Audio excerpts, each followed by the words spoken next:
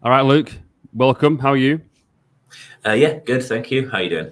Not too bad. Not too bad. The ACL playoff is coming up. Has it sunk in yet for you that Incheon are in the Champions League or soon to be hopefully qualifying for the group stage? I don't think it'll be real until we actually get on the pitch against a team that isn't a K League team. Um, you have to remember that this has been ongoing since August, September last year. We've been talking about we could qualify, we have qualified. And then there's the long pause where you have to wait for the qualifier. And the team that qualified last year isn't exactly the same team that qualified this year. We had a lot of change in the summer um, in preparation for the ACL, I think.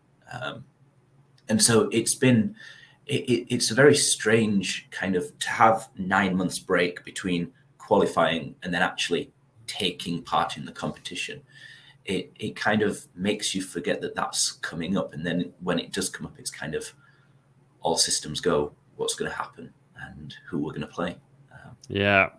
Well, you're a long-time Incheon fan. I think you've been a regular for about 10 or 11 seasons now. Most of those seasons have been spent battling relegation, with the exception of probably 2013, 2015, and obviously 2022.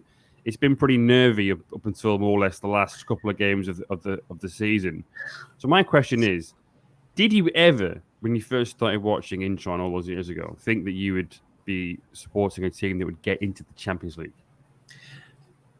It was never really on the radar because it was never really on the table. Yeah. When you're having to win the last game of the season to avoid being relegated, during that season, you never have the opportunity to think, what if? And with the exception of maybe 2015, where we got to the FA Cup final, we've never even taken the FA Cup seriously. We've been going out and losing in the first round that we've played in to teams from lower leagues. We've not really had the opportunity to look up because we're always looking down. So, like last year was brilliant to be able to like be in the top half for the whole season, to speculate maybe this could be it, maybe we could go into the ACL, and then it's something. I think it's obviously it's new to every Incheon fan, but it's something that people haven't even dared to dream about because it was a pipe dream. It wasn't a reality. It wasn't near to being a reality at any point of the last 10 years at least. But also, there's that kind of weird dynamic that Incheon are more often than not the underdogs. But then now you're going to go into this qualifying game as the favourites. How will that sort of work, do you think? It's very interesting because we are generally the underdogs in most seasons that I've watched. As we've always been fighting to kind of find parity with other teams.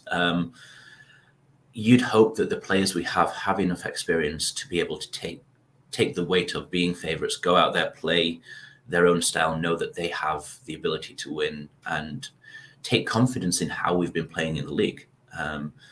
Daegu, we played on Sunday. It was exciting. We absolutely tore them apart the first half. Just an electric start, and if we play like that, you'd fancy our chances against most teams. Yeah. But And yeah, in that form's very game, important. oh, for sure. And form as a team and form as an individual, just as important. Magosa, back, and he scored. You were at the stadium for that goal. What was that noise like? It was special. There was actually almost kind of a silence when the ball went in because it was actually Magosa because he was at the opposite end of the stadium, and then it kind of came like a ripple. Um, it's not something you see very often, like having a hero score a first goal because they're not a hero until they've played for a while. But him coming back, and it meant a lot to him, and you could tell from his celebration it meant a lot to him. You can see from his social media posts afterwards that it meant a lot, and the fans as well. It gave the entire stadium a lift, and I think him scoring pushed us on to do more. It kind of, I think everybody wanted him to get his first goal like early. The first couple of games he needed to score so that he could settle and put behind him everything that happened in Japan. And now, who knows? He could go on from here and score most weeks, hopefully. Yeah, well, you're right. Yeah, you could see it in his face, his expression. It was like a year of frustration, all just sort of pouring out of him after, as we talked about before, not played at all, really, whilst in Kobe. So great for him. Huge goal for him. And also, he got the assist. It was a layoff from Gerson Fernandez, and then he teed up Gerson later on. They seem to be developing quite a good little understanding between each other.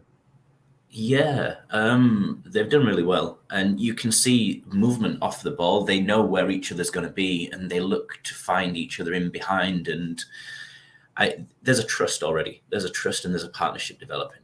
The ball that he played through to Gerso was inch perfect. Like, Gerso could run onto it and finish. And I think that's something we've also been missing. We've been missing somebody with that creative touch. Because as much as Magosa scores, he also has a good footballing brain. He can find players in space. He knows where his players are gonna be. Him and Aguilar had a similar understanding. And if Magosa and Gerso have a similar understanding, I think Incheon are going to be scoring a lot more than they have been. All right, Luke. Well, I suppose good luck for Thank Incheon in the playoff, and hopefully we'll see him in the Champions League group stage. Yeah, fingers crossed.